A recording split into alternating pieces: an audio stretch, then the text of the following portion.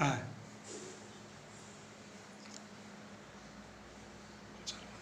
आदर्श विद्यालय ब्रिगेडोला और दौसा द्वारा आप सभी का स्वागत है। ऑनलाइन कक्षा के अंदर हमने पाचन तंत्र के बारे में पढ़ा था।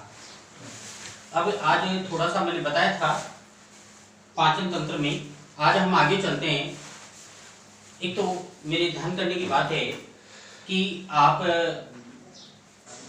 एक कॉपी बना लें, कॉपी के अंदर गृह कार्य करें, अभिभावकों से भी निवेदन है थोड़ा ध्यान करें और लेसन को लाइक करें, सब्सक्राइब करें, शेयर भी कर सकते हैं। अब हम आगे चलते हैं। देखिए आप, ये मानव पाचन तंत्र है। कल मैंने मानव के पूरी संरचना के बारे में बताया था। मानव कंकाल तंत्र कौन सा अंग कहाँ पर पाया जाता है।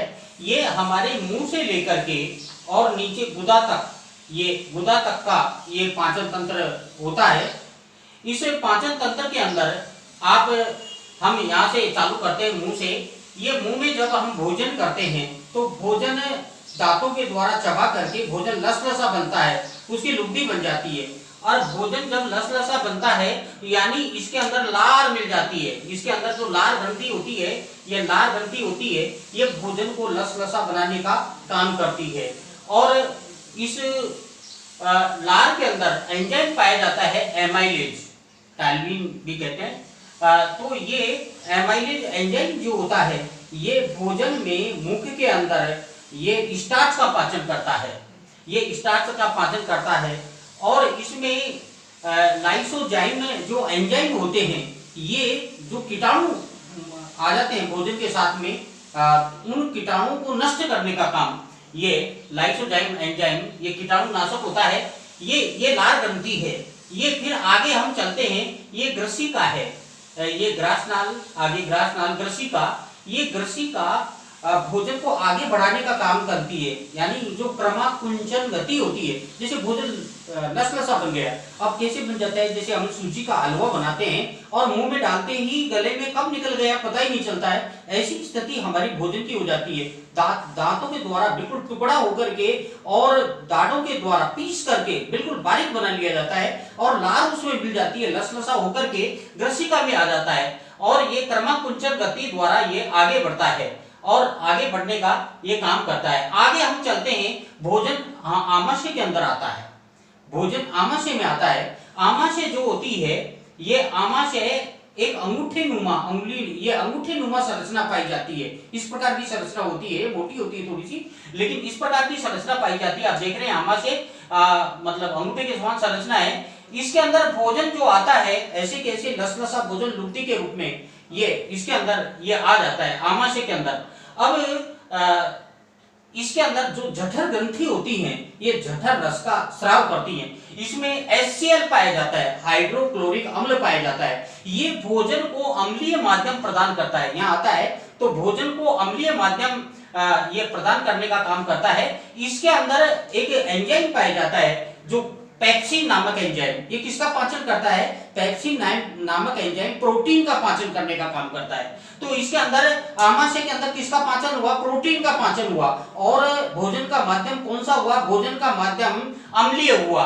और इसके अंदर ये देखिए आप, इसमें एक श्लेष्मा का आवरण पाया जाता है, यानी ये एक श्लेष्मा का आवरण पाया जाता है। ये अंदर की साइड में एक श्लेष्मा का आवरण पाया जाता है, यानी इसकी जो आमाशय की दीवार है इसको पचने से बचाने का काम करता है, क्योंकि ये पेप्सिन नामक एंजाइम इसी का भी पाचन कर सकता है। तो इसको बचाने का काम ये जो है रक्षात्मक आवरण हम कह सकते हैं, ये श्लेष्मा इसके ऊपर पाई जाती है।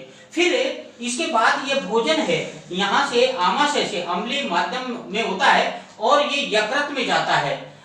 यकृत के अंदर जो पुरानी कोशिकाएं होती हैं वो नष्ट हो जाती हैं। नष्ट होने का काम यकृत कोशिकाएं करती हैं। पुरानी कोशिकाएं यकृत के अंदर नष्ट हो जाती हैं और इसके अंदर कोई पॉइजन चला जाता है, जहर चला जाता है, वो भी नष्ट हो जाता है। और इसके अंदर ये जो आप देख रहे हैं ये पित्ताशय है, यानी इसमें ये यकृत है, ये यकृत पित्त रस का स्त्राव करता है, पित्त रस का स्राव करता है और स्राव करता है। और इसके अंदर यकृत के अंदर भोजन का जो माध्यम है, यहाँ से आमाशय से अम्लीय माध्यम आया था, यहाँ पर क्षारीय माध्यम हो जाता है। ये क्षारीय माध्यम हो जाता है। इसके आगे ये पित्ताशय है, ये पित्त रस को इकट्ठा करने का काम करता है। पित्त रस का स्त्रवण करने का काम ये इसके अंदर होता है। और इसी प्रकार से ये पित्त रस को इकट्ठा पित्ताशय में, आगे ये देख रहे हैं आप एक संरचना, ये अग्नाशय होता है, अग्नाशय ठीक इसके आमाशय के जस्ट नीचे ये अग्नाशय होता है। और ये अग्नाशय पूर्ण रूपेण जो अम्लीय गुण होता है, ये पूर्ण रूपेण अम्लीय गुण इसके अंदर खत्म हो जाता है। और इसके अंदर 3 एंजाइम पाए जाते हैं, एक तो एमाइलेज, लाइपेज और ट्रिप्सिन, 3 एंजाइम इसके अंदर पाए जाते हैं। ये अग्नाशय के अंदर ये 3 एंजाइम इसके होते हैं। तो ये तीनों जो एंजाइम होते हैं, इन तीनों एंजाइमों को ये जो आगे आप ये देख रहे हैं कुंडलीनुमा ये सब जैसी संरचना है, इसको हम कहते हैं छोटी आंत। इसको हम क्या कहते हैं? छोटी आंत कहते हैं। ये छोटी आंत में डालने का काम प्रमुख रूप से होता है।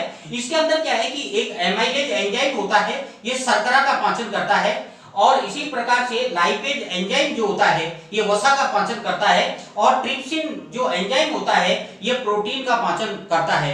यानी महत्वपूर्ण जो भोजन हम करते हैं उसके अंदर कार्बोहाइड्रेट, प्रोटीन और वसा ये होती है। तो इनमें ये एंजाइम कार्बोहाइड्रेट, प्रोटीन, वसा का पाचन करते हैं। और इसी प्रकार से इसके अंदर ये भोजन जो है, ये भोजन ये छोटी आंत के अंदर, ये छोटी आंत अग्नाशय से ये छोटी आंत के अंदर ये पित्त रस से पाचन का ये क्षारीय माध्यम, पित्त रस से पाचन का ये क्षारीय माध्यम, क्षारीय करना, पाचन का क्षारीय करना, अग्नाशय से प्राप्त तीनों एंजाइमों द्वारा ये भोजन का पूर्ण रूपेण पाचन इस छोटी आंत के अंदर होता है। अग्नाशय से डाले गए जो तीनों एंजाइम है वो आगे इस छोटी आंत के अंदर पूर्ण रूपेण कार्बोहाइड्रेट, प्रोटीन, वसा का पाचन करते हैं। जैसा मैंने बताया आपको कि एमाइलेज शर्करा का पाचन करता है, लाइपेज वसा का पाचन करता है और ट्रिप्सिन प्रोटीन का पाचन करता है। और इसी प्रकार से ये भोजन का पूर्ण पाचन हो जाता है। और इसमें जो दीवारें होती है, दीवारों पर रक्त कोशिकाओं का ये जाल पाया जाता है। तो इसी प्रकार से इसके अंदर छोटी आंत के अंदर जो पूर्ण रूपेण अवशोषण का कार्य, भोजन का पूर्ण अवशोषण का कार्य होना चाहिए वो इसके अंदर नहीं हो पाता।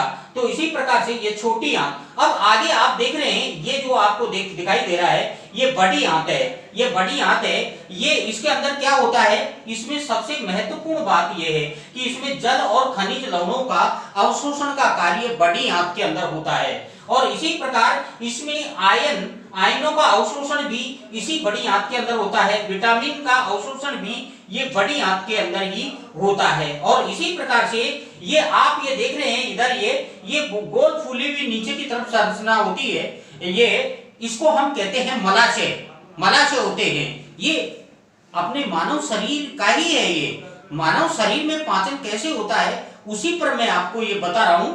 इसमें ये मलाशय ये आगे गुदा है।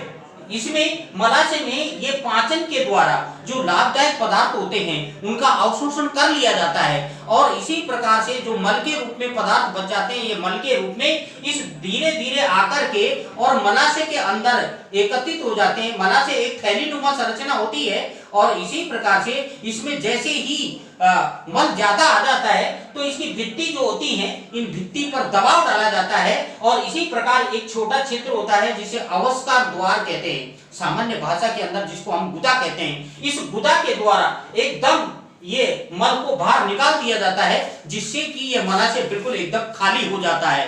तो इस प्रकार से मैंने आपको मुंह से लेकर के और ये मलाशय के द्वारा अवस्कार द्वार द्वारा भोजन का बाहर निकलना, यहाँ तक कि भोजन के पाचन की जो क्रिया है ये पाचन की क्रिया मैंने ये समझाई है, ये मोस्ट इंपोर्टेंट क्रिया है। और इसी प्रकार से इसमें आपको महत्वपूर्ण बात ये है कि कौन सा एंजाइम किसका पाचन करता है। जैसे इसमें आमाशय के अंदर मुंह में किसका पाचन होता है, स्टार्च का पाचन होता है। इसी प्रकार से ये एमाइलेज यानी टालविन ये स्टार्च का पाचन करते हैं। और इसी प्रकार आमाशय के अंदर जो एंजाइम है ये प्रोटीन का, पेप्सिन नामक एंजाइम प्रोटीन का पाचन करता है।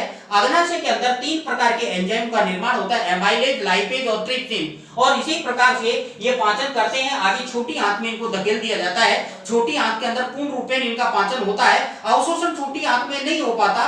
कारण क्या है कि छोटी आंत के अंदर जो रक्त कोशिकाएं होती हैं जिसके कारण से पूर्ण अवशोषण नहीं हो पाता है। लेकिन बड़ी आंत में यह आगे अवशोषण हो जाता है। बड़ी आंत का कार्य जल और खनिज लवणों का अवशोषण अवशोषण है, जल का आयनों का अवशोषण है और विटामिन का अवशोषण है, और ये मलाशय के द्वारा ये मल एकत्रित धीरे धीरे होता रहता है। और इसी प्रकार से, और जब ये थैली भर जाती है एकदम प्रेशर पड़ता है, और इसी प्रकार कभी आपने देखा होगा कि आप जब प्रेशर बढ़ जाता है तो सारे काम छोड़ करके आप चले जाते हैं। तो इस प्रकार ये अवस्कर द्वार के द्वारा मल को बाहर निकाल दिया जाता है। धन्यवाद।